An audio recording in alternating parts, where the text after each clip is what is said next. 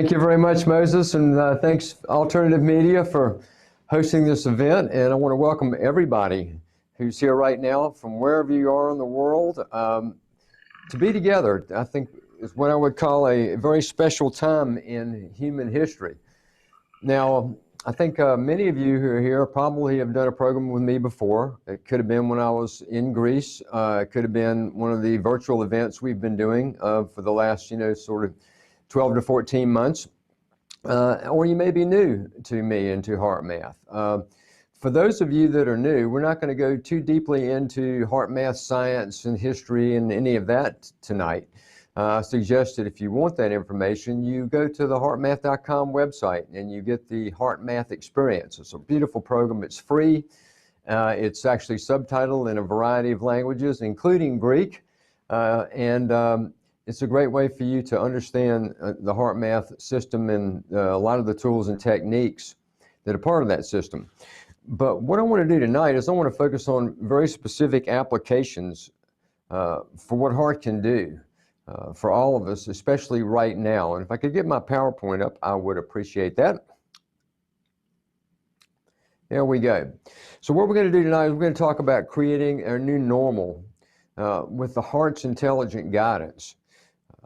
I think it's pretty safe to say that the world we live in right now, our personal lives, our societal lives, our global lives have changed dramatically over the last Howard, please, 1 minute, please. Howard, 1 minute, please, because we have a technical problem with our translator. Just 1 minute.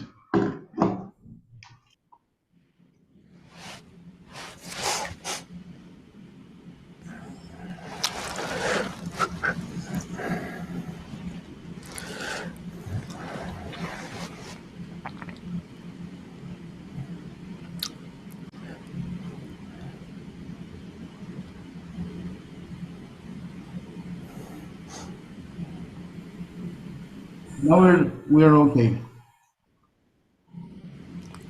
Everything okay? Yes. Very good. Well, I mean, this is a perfect example of our world has changed rather dramatically. Right in this moment in time, we're working with technical issues, allowing us to continue to be together, but in a virtual way, rather than an in-person way. But, 14 to 16 months ago, our lives changed. The world's problems are still there, they're still going on, but because of the COVID pandemic, the entire planet was put into a shared experience. An experience where we had to stop, where we had to pause, where we had to isolate, where we had to learn to do many, many things in our life very differently than we ever have before. So it was an extraordinary event for each and every one of us, and it is still going on, and I acknowledge that it is. But it's also puts us in an interesting position of considering what we're going to do with our lives in this new world that we live in. Because you see, the world's problems are going to continue to go on. The speed of change is always accelerating, and it's continuing to create both challenges as well as many opportunities for us. I think at the beginning of the pandemic, many people were feeling and expressing to me about this was a unique opportunity to do something different, to create something new, to break through the old patterns that we had in our lives, and to reassess who we are, what we want, where we want the world to go. All those questions were coming up for people, and there was a sense of excitement in some ways about it. As time went on, however, it got harder and harder. And many people, even those of us in the personal and spiritual growth, have been feeling a lot of uncertainty these days. Feelings of anxiousness, sadness, depression, just worn out from the pandemic and many other challenges. And if you found yourself there, no big deal. You're not alone. All of us have felt that at times. All of us have been through some of that. But there's this feeling of uncertainty. What's going to happen? Where's this going? What do we want to do? How's the world going to be different? How am I different now? Lots of uncertainty is happening in so many people. And that's why I wanted to take an opportunity to offer this program to everyone tonight, because I think that we're in a position to deal with some of these things. And we're in a position to find that resilience inside ourselves and use it to take this opportunity that we have to continue to create a new and different world. But it's not easy, because time has gone on, and the pandemic certainly has been much larger and more long-term than any of us could have ever imagined back in March of 2019. So one of the things that I hear from people all the time is, I just want this to be over. I want things to go back to like they were. But 2019 is not coming back. That's our history now. That's our past. It's not coming back. It's not going to be the same way that it was. Now, that creates fear. It creates uncertainty. In some ways, it can create that feeling of sadness that we have about something being lost. But I think we have to look forward into what we can do that's different and better and new, and that we continue to try to see this as an adventure that's unfolding amidst all of the inconveniences that all of us have experienced over time. Now,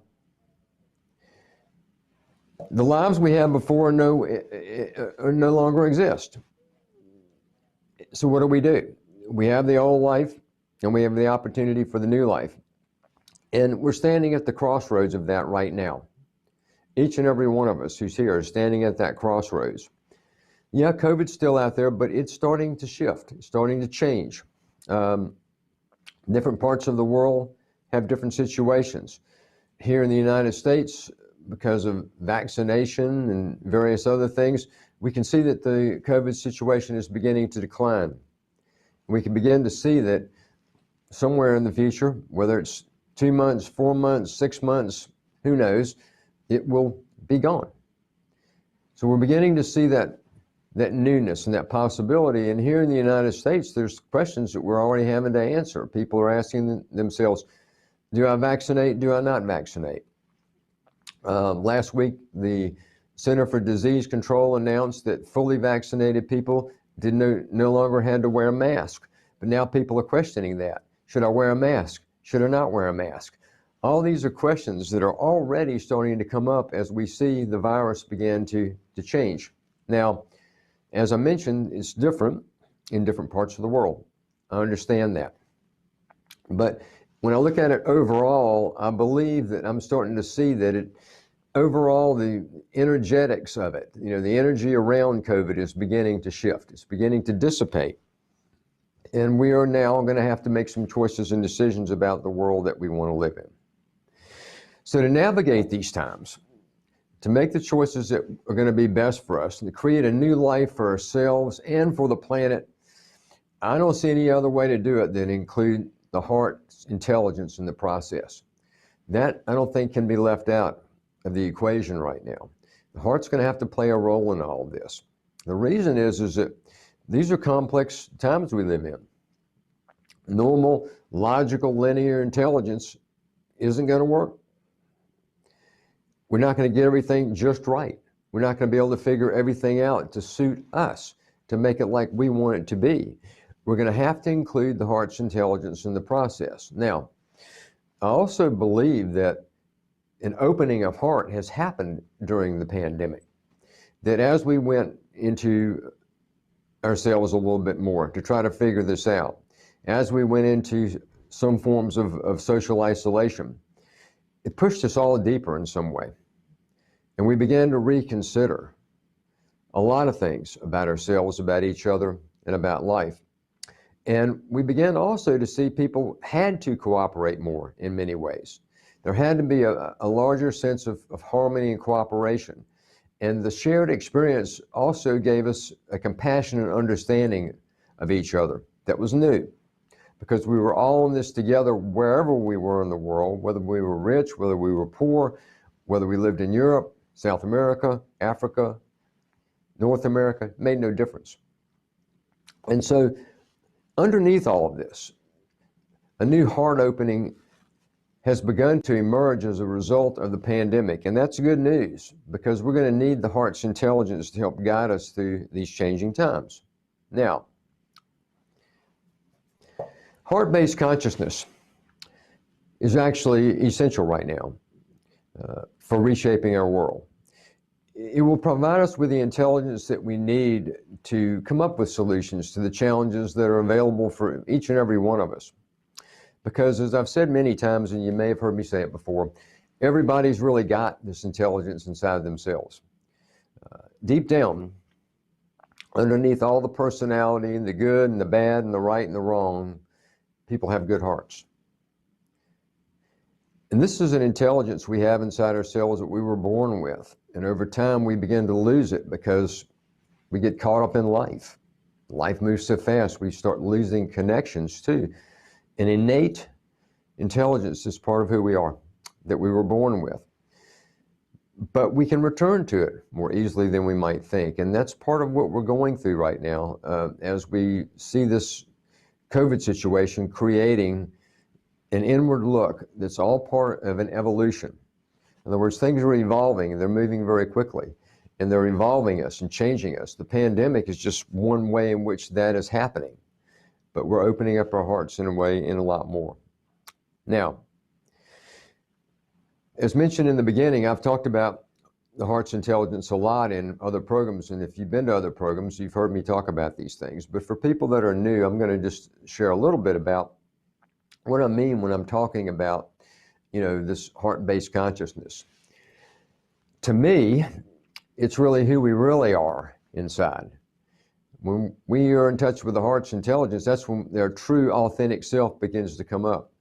We have people say all the time, I just want to be myself. I just want to be who I really am. Well, that all sounds good, but that's not a mind thing. It's a deeper essence understanding of who we truly are. And it unfolds over time. We're all still asking that question. We're all still guessing about that in many ways.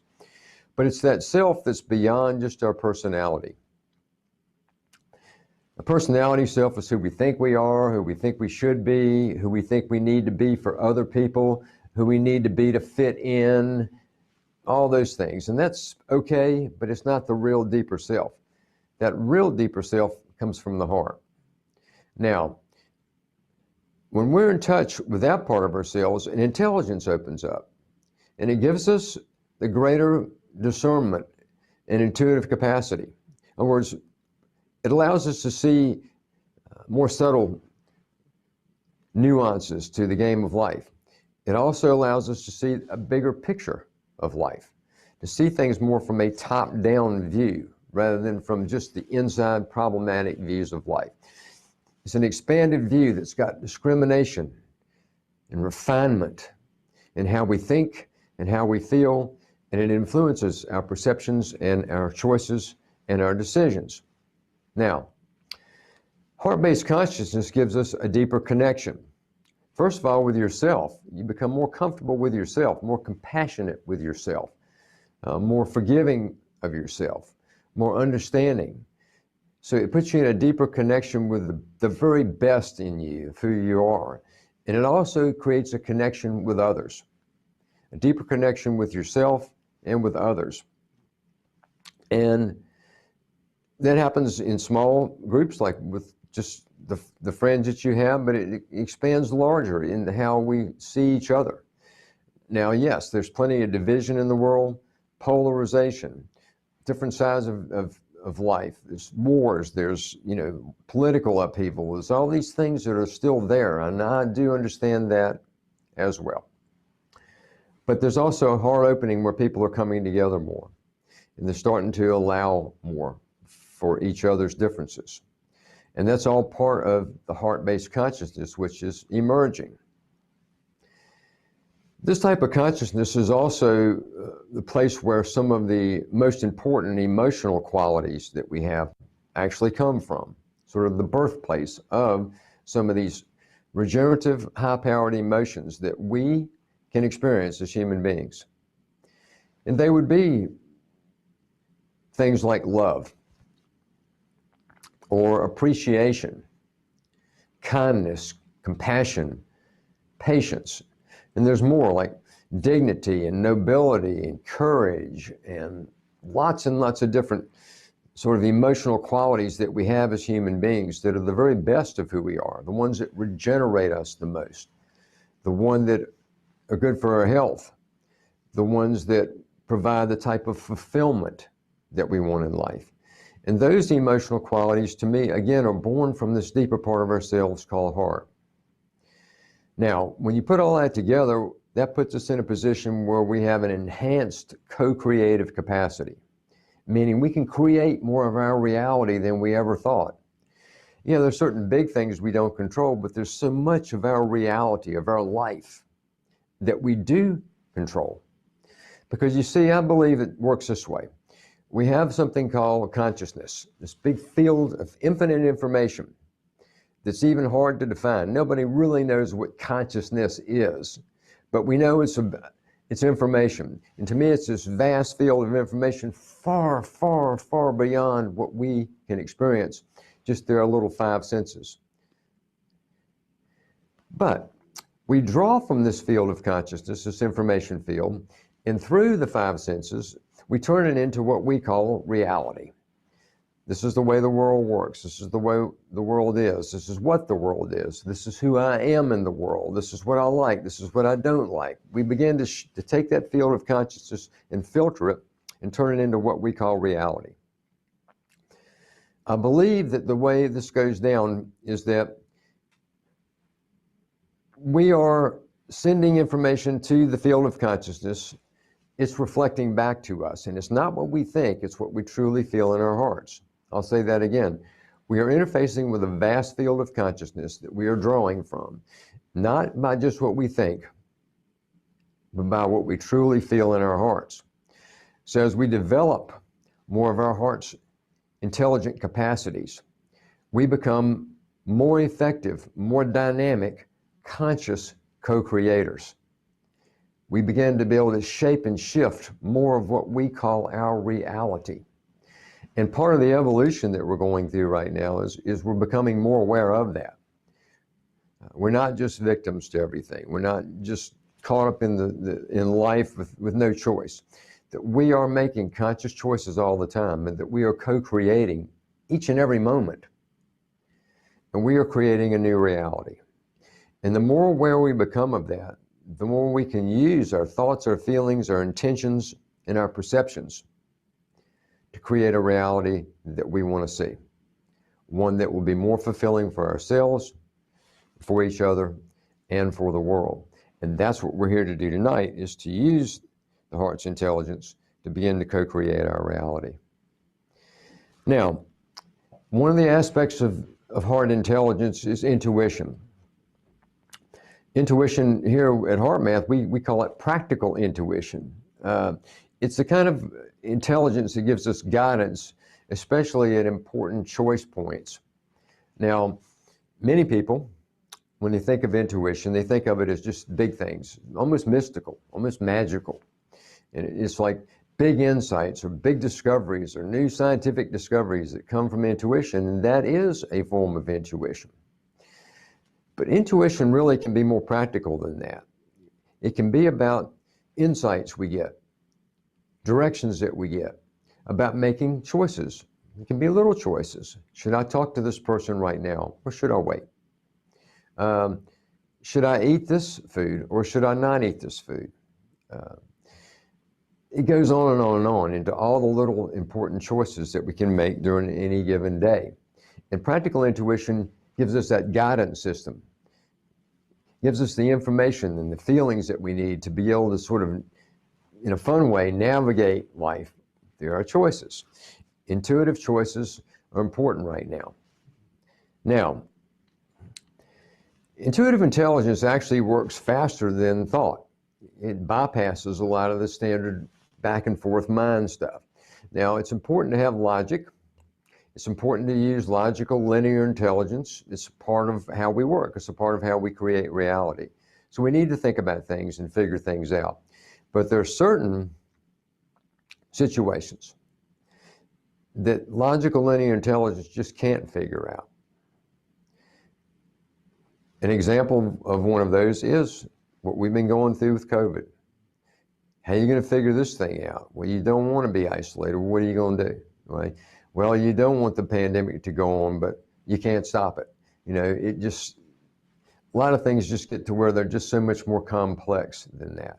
So we begin to look differently at how we make our decisions and choices.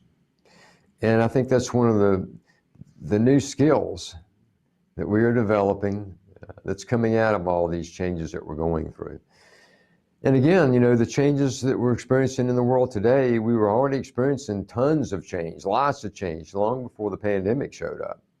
And those situations and what's going on in the world, that hasn't gone away. It's just that the pandemic has sort of been the biggest change agent, we'll call it, in front of us. But social unrest, climate change, economic situations, conflicts and war, I mean, it still goes on and on and on. All the social inequities that we see in the world, all that's still happening. So never before has it been more important than to develop new intelligence to see into these things, to come up with solutions. What I find interesting sometimes about solutions is that they're usually there, but often I don't see them. And when I finally do, then it's like, oh yeah, well that was easier than I thought. I can see a solution to a problem or a situation. And I see this happening all the time in the world. If we want to look at external solutions, like new scientific discoveries, perhaps, many of the scientific discoveries that have happened in the world were almost what you call accidents. They were trying to look at one thing, but they ended up finding something different. One of the fun stories that I know about that would be the discovery of the microwave. Most all of you have a microwave in your home right now. It's a standard home appliance. You put something in, it heats it up very quickly.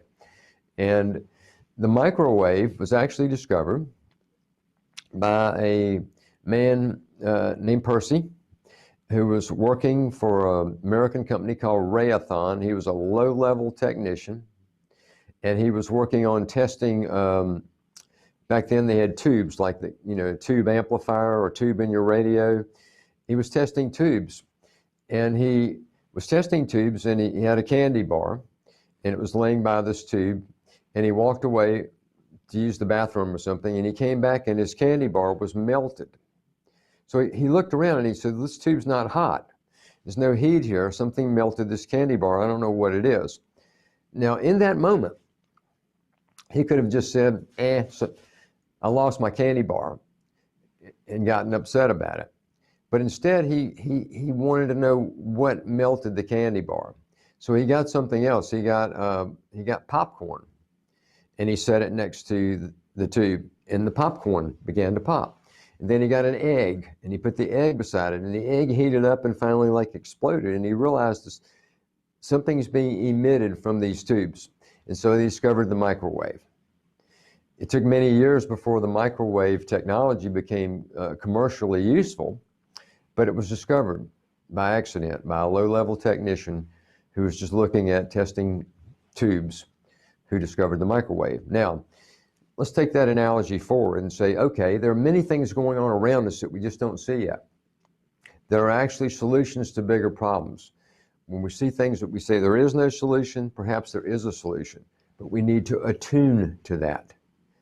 Tune to that vibration to begin to draw in solutions to our personal challenges, societal and global challenges. It's the heart that can give you that type of sensitivity. The intelligence of the heart is what can do that for you. Okay, but we got to listen.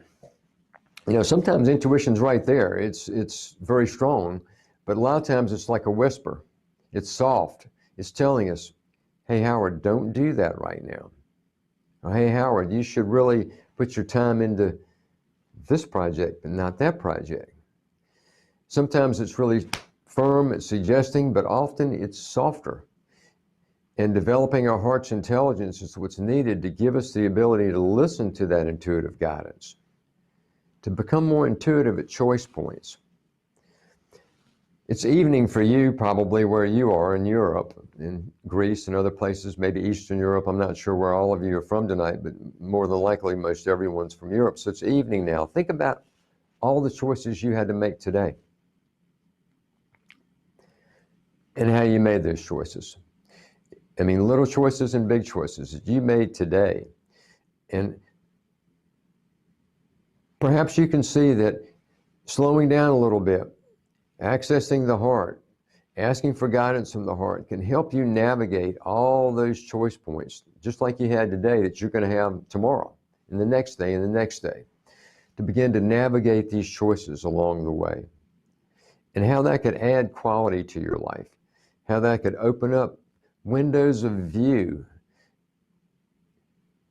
into new ways of looking at things, and new ways of thinking, into finding solutions to challenges that you may be facing. All that's possible, but it takes, again, the development of the heart to do that. Okay, so here we are. World's changed. 2019 is not coming back. Our lives are completely different 14 to 16 months later than they were, since 14 to 16 months ago. We've all had to adapt. We've all had to change. And now we're confronted with looking at what's going to happen when COVID's not around. What's our post-COVID world going to be like? In addition to that, what's the post-COVID world going to be like? It still includes all the other challenges we were facing before there was COVID. So as we look into the future, we all, every single one of us, individually and collectively, we got a lot of questions to answer. A whole lot of questions have to be answered for us. So on my bad days, it feels heavy. It feels like, gosh, I don't want to have to deal with all of this. And it feels heavy to me at times. On my good days, it feels like an adventure. It feels like that opportunity where I can continue to create something better than what I've ever had before. So here's the example of some things, and this is what I want us to begin to ponder right now. Again, tonight's program is focusing on creating our new normal. And that new normal that I'm speaking about mostly tonight relates to COVID, to the pandemic. As we begin to see a decrease in COVID, and as we begin to move towards a world without COVID, what are some of the questions we're going to have to answer, and how are we going to answer them? So these are examples. So once COVID begins to decline significantly, we got to decide, what do we want to reintroduce back into our lives? There were certain things we were doing, people we were relating to, places we were going, patterns we had in our life, jobs that we had in our life that went away. And we have an opportunity to decide, what do we want to bring back into our life that we had before? What do we want to reintroduce back into our life? But we also have the decisions to make about, what do we not want back in our life? What do we not want back? I've heard people say, look, I've gotten different now. There's certain things that were meaningful to me before are just not meaningful anymore. Lots of questions about, what do we reintroduce back into our life, and what do we not reintroduce back into our life? We also are going to need to look at what we have gained from our experience that we want to preserve, that we want to develop. In other words, how are you better today than you were before the pandemic? And what is better about you? And as you go back into what we'll call, in some ways, a more normal life, as normal as it might be, but as you go back to that, what do you want to make sure you don't lose? Do you want to go back to the same mechanical patterns that you have? Or the things that you've done differently, ways that you're thinking differently, that you never want to go away? You're going to make choices about what you want to preserve and what you want to develop as you move forward. And lastly, we're a global family. Everything's interconnected. We've seen that so clearly. We knew it before, but now we've seen it so clearly reflected. I think we all are going to need to make choices about what we do to contribute to sustaining the positive changes that the world has gained. How can we help? What can we do? How can we serve? How can we make the world a better place from this experience? And what choices do we need to make to do that? Okay, so what I've been doing so far is sort of setting up the questioning for us. But now I'm going to share a technique with you that will help to begin the process of getting answers. Not necessarily always just crystal clear answers, but head you in the direction of finding answers that you may want for making choices and decisions in your life. The technique is part of the HeartMath system. It's been taught for many years. Hold on one second. It's called the freeze frame technique. And it's a multi-purpose technique for accessing greater discernment and intuitive clarity. The steps I'll take you through now, they'll feel a bit mechanical to you perhaps as we do this, but it's like an exercise. Just like if you're an athlete, you do certain exercise to become more fit. And this technique can help you become more intuitively fit, that you'll have more of a framework which you can use to begin to develop more of your practical intuition. And we're going to do that technique together. Now, let me take you through the steps, and I'm going to back the PowerPoint up, and then we're going to do it together. So the first step in this technique is to acknowledge something. You want to acknowledge a problem or an issue and any attitudes and feelings you have about it.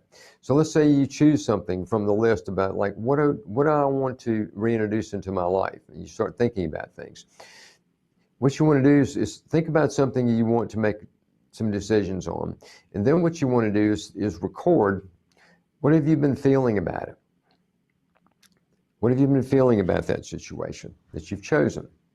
In the second step, we're going to use a core, sort of a part of HeartMath techniques. It's called heart-focused breathing. And in this step, you're going to focus your attention in the area of your heart, right here in the center of your chest.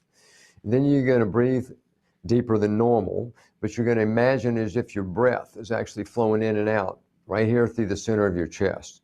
So you're going to imagine your breath is flowing in and out of your heart or your chest area, breathing a little slower and deeper than usual.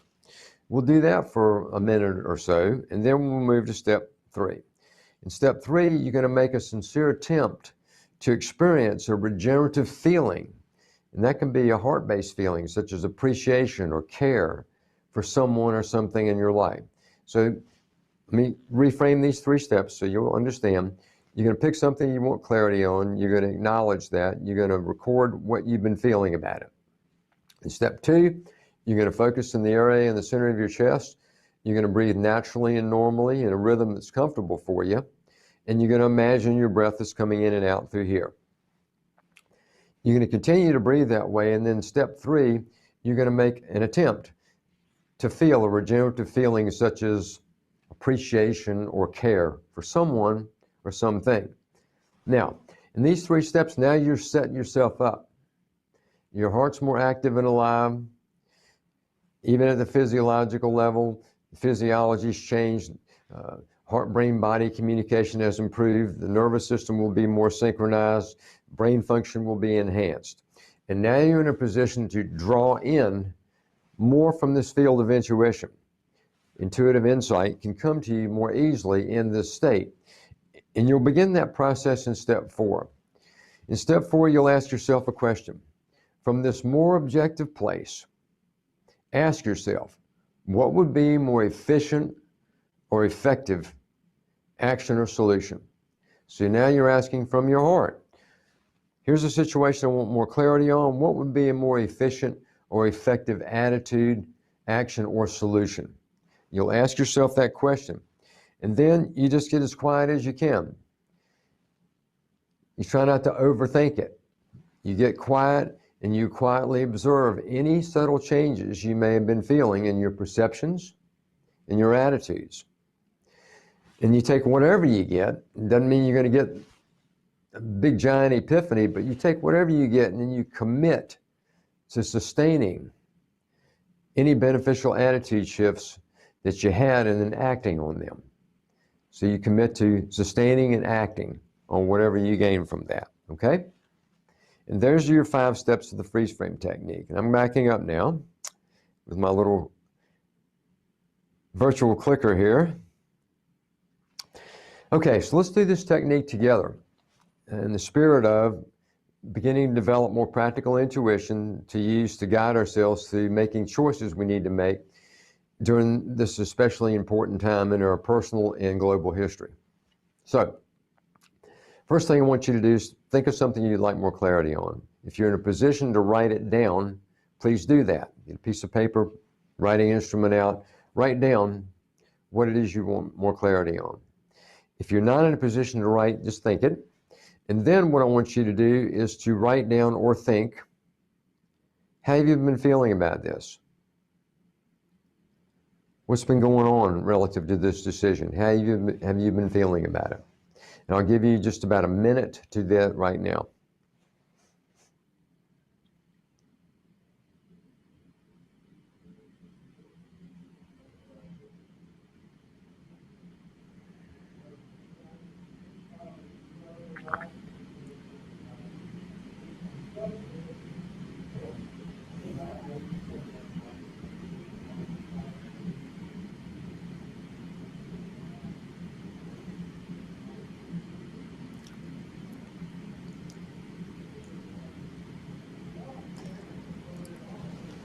Okay, now what I'd like you to do is just to, if you're writing, just put your writing material down wherever you are, however you're watching our program tonight. Just get in a comfortable position if you can. You can do this technique with your eyes open or eyes closed. In this case, I would recommend eyes closed if you can. And we'll go to the second step. I want you to now focus your attention in the area in the center of your chest, the area of the heart. And I want you to imagine your breath is flowing in and out through your heart or chest area. Breathing a little slower and deeper than usual. We'll do that right now for a few breaths.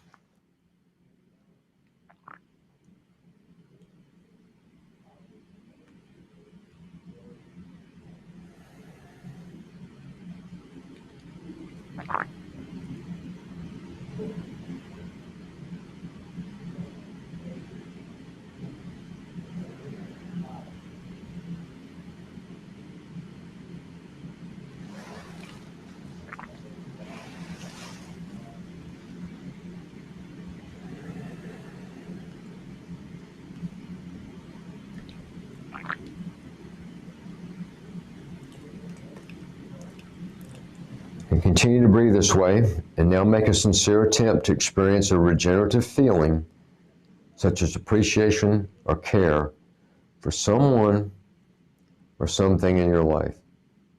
Just make that a gentle process. Just appreciate something in your life or feel the care you have for someone or something in your life.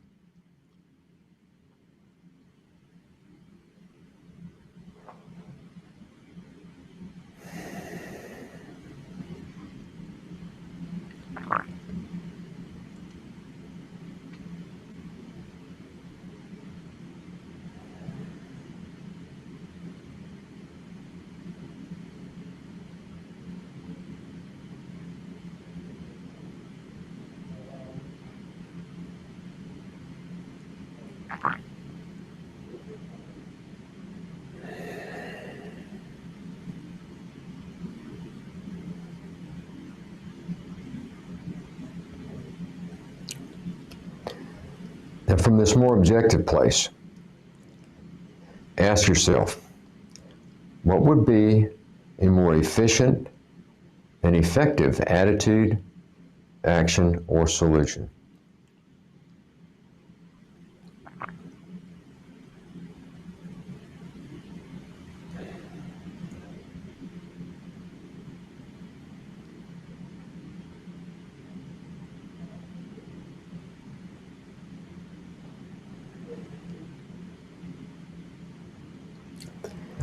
And just quietly observe any subtle changes in perceptions, attitudes, or feelings. It can be subtle. Any changes you see right now or are experiencing in your perceptions, your attitudes, or feelings, and then just from your heart commit to acting on them, making them real.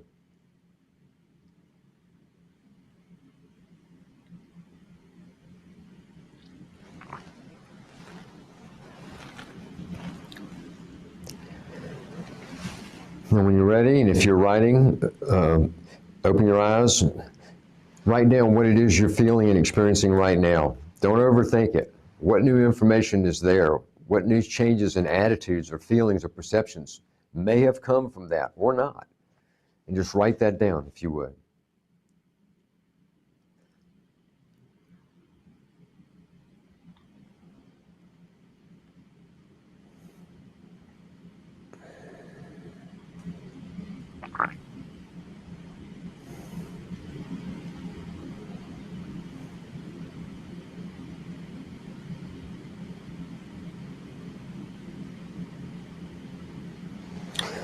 When you're done writing, I'd like you to look at what you wrote down when you first started the exercise about the situation you wanted more clarity on and what you'd been feeling about it.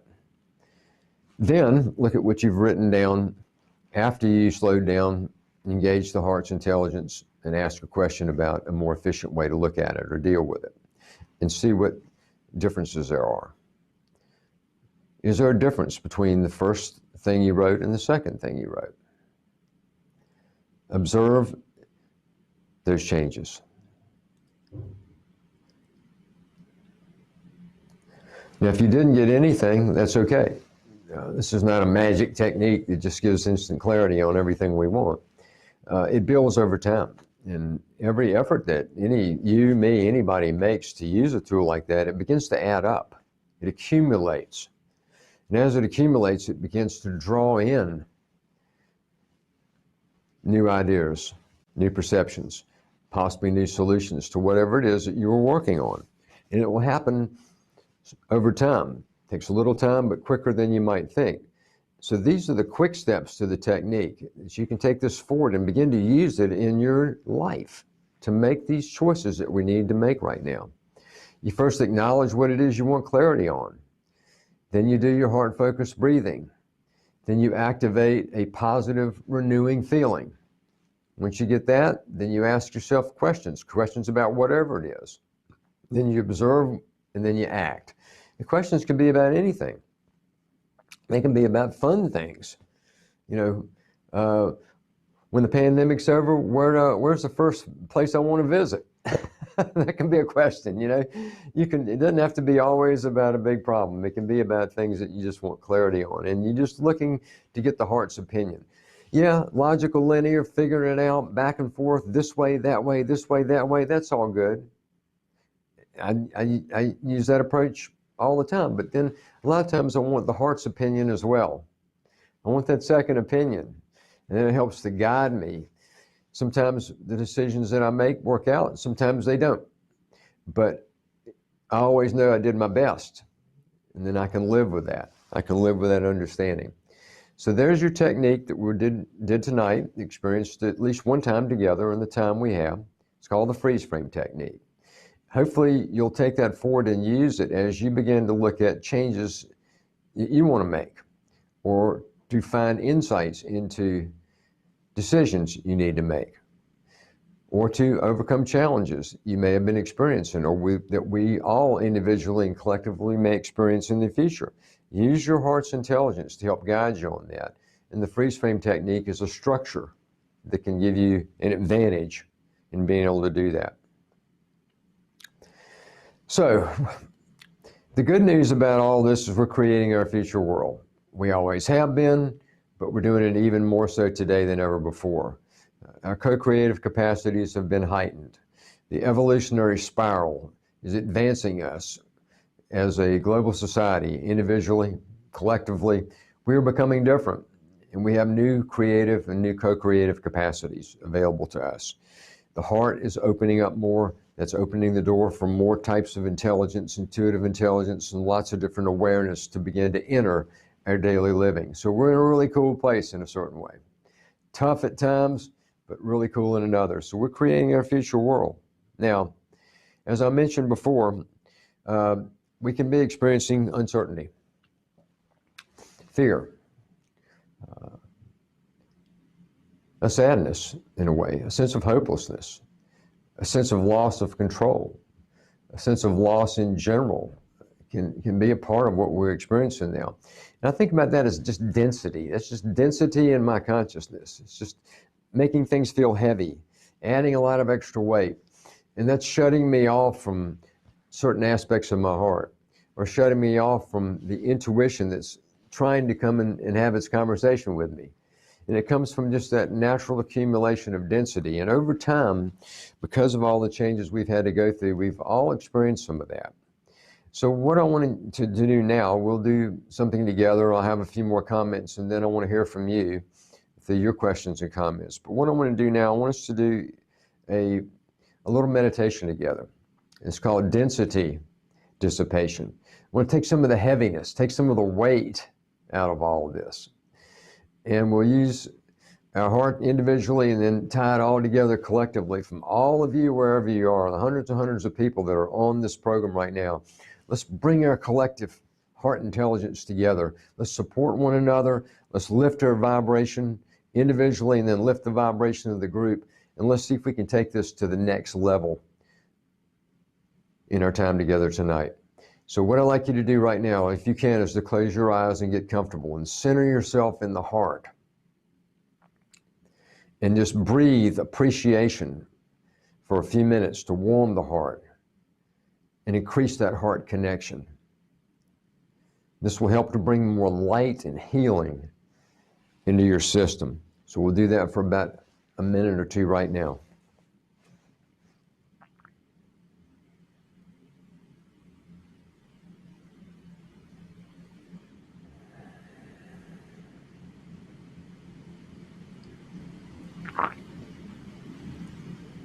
Just try to feel that feeling of appreciation for the good things you have in your life.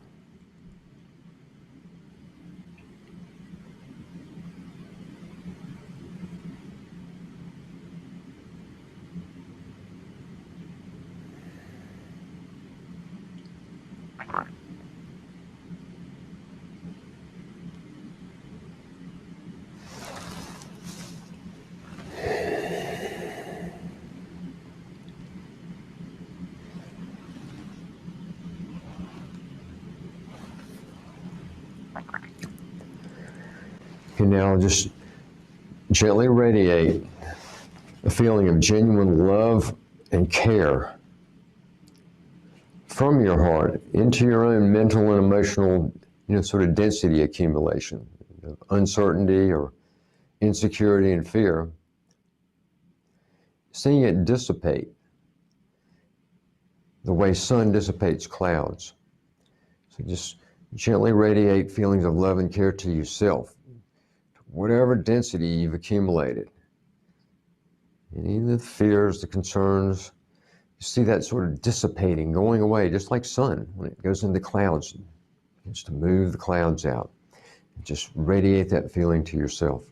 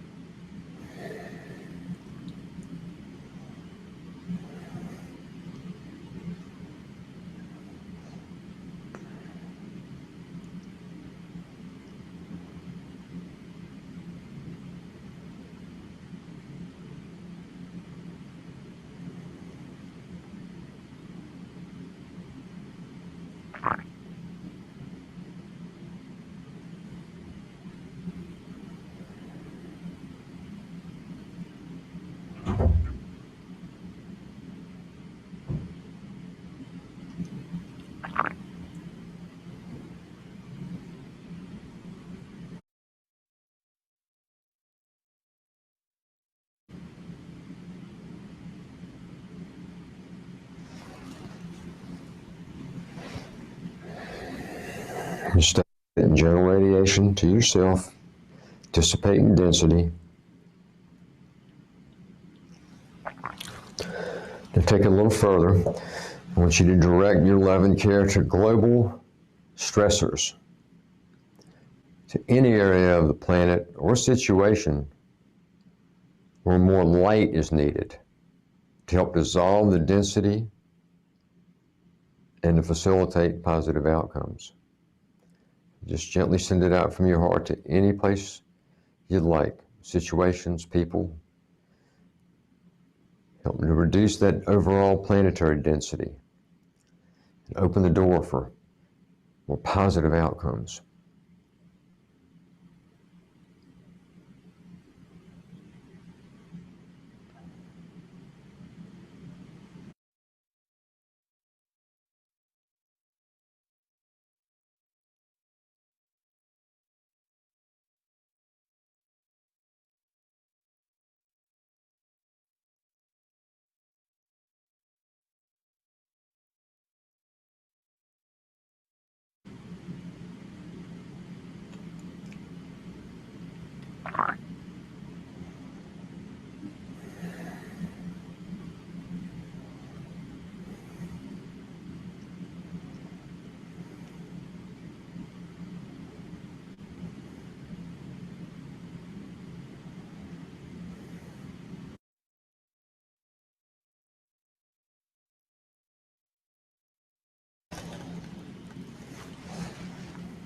Let's close with just a few minutes of visualizing your life, the planet, and humanity as you would want it to be.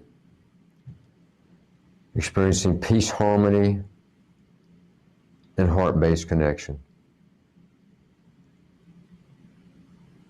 How do you want your life in the world to be? Just send your heart into that.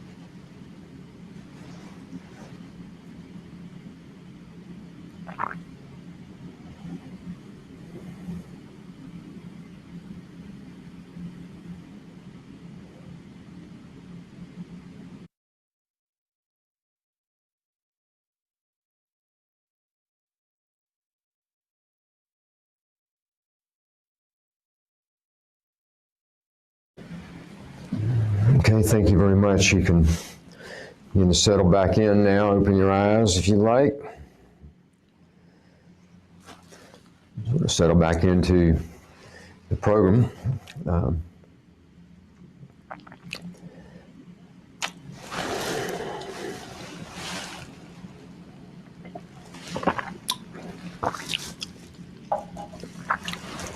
going to share a little bit more with you now, and then what I want to do is have you have the ability to dialogue a little bit, open up for your comments and your questions. It'd be wonderful to hear from you, and I'm sure the whole group would be interested in what you have to say, people have to say about our time together so far.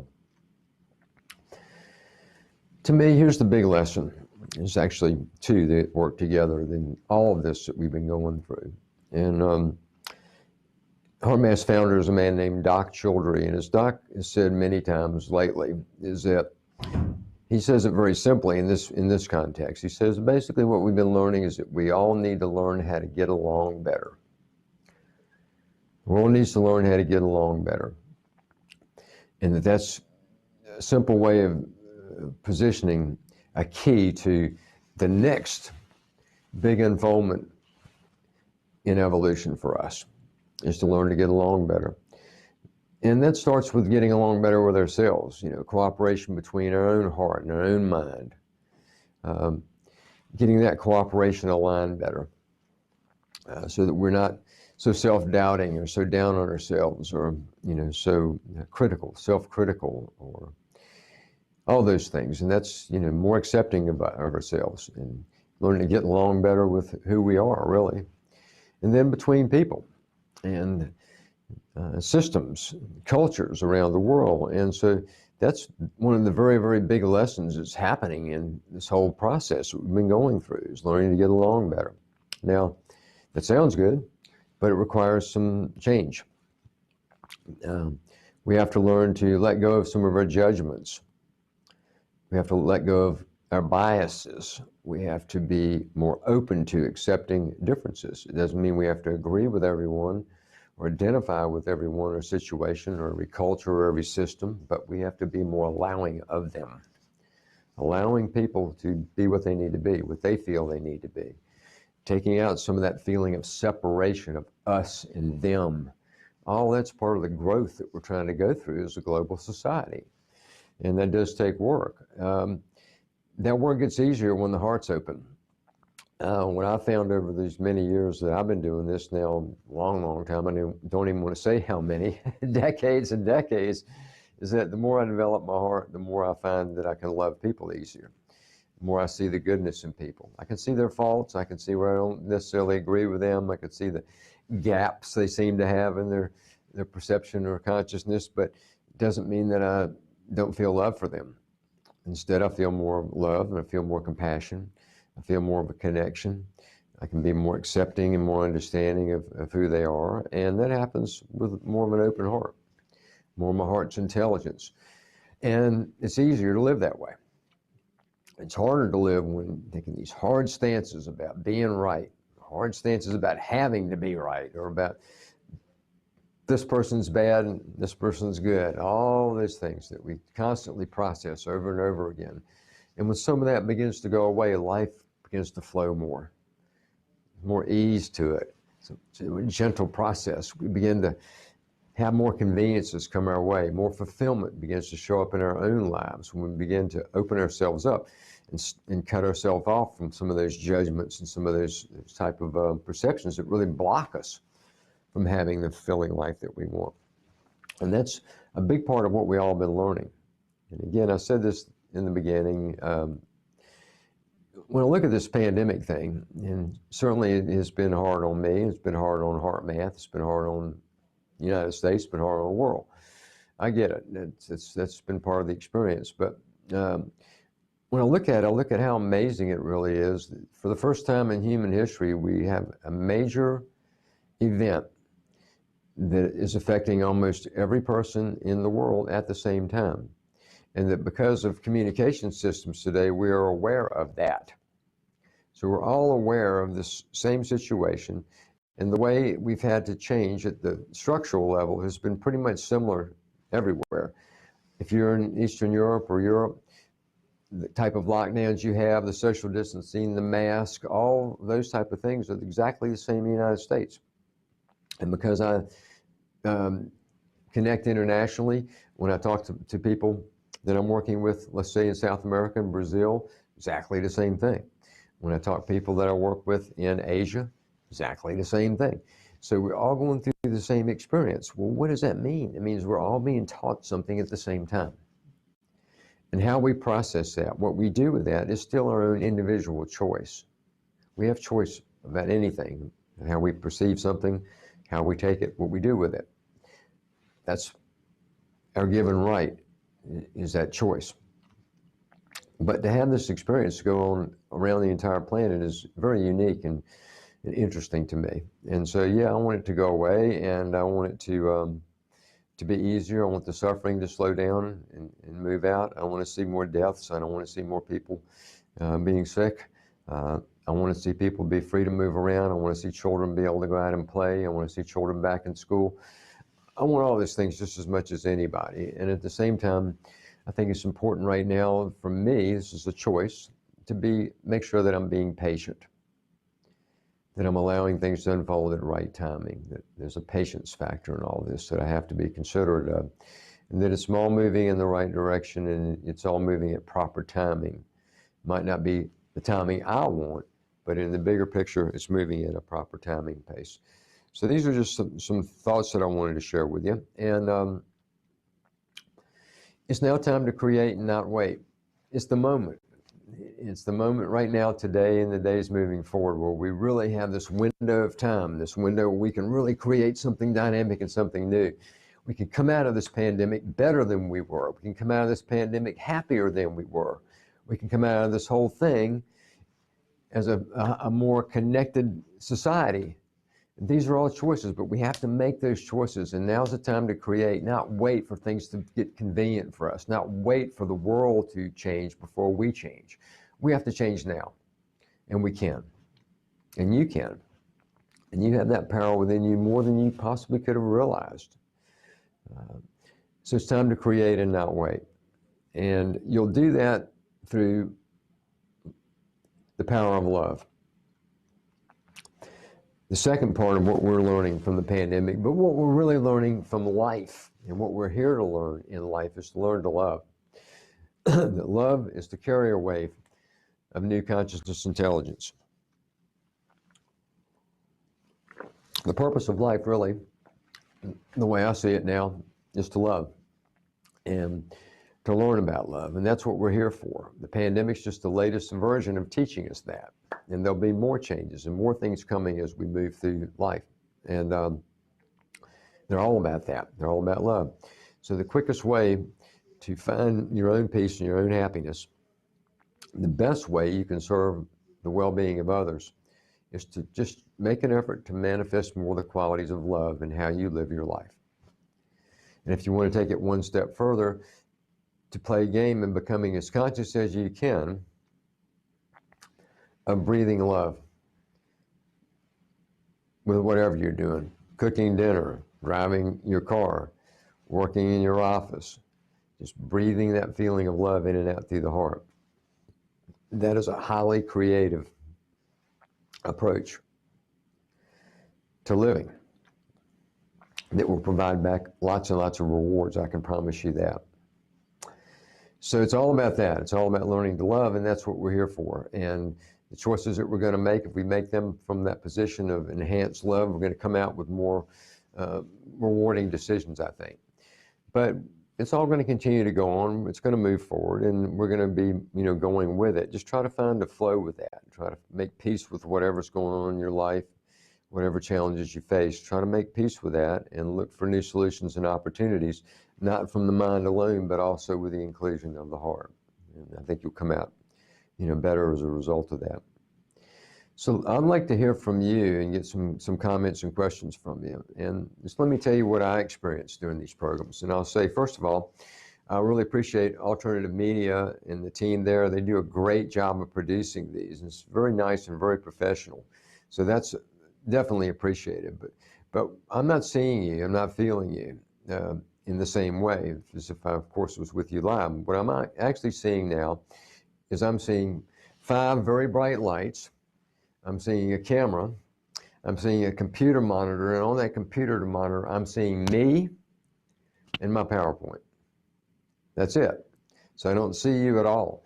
So it would be more rewarding for me in this stage in the program to get a sense of you, to hear from you. And so I think they've got a way for you to do that, where you can make comments or ask questions.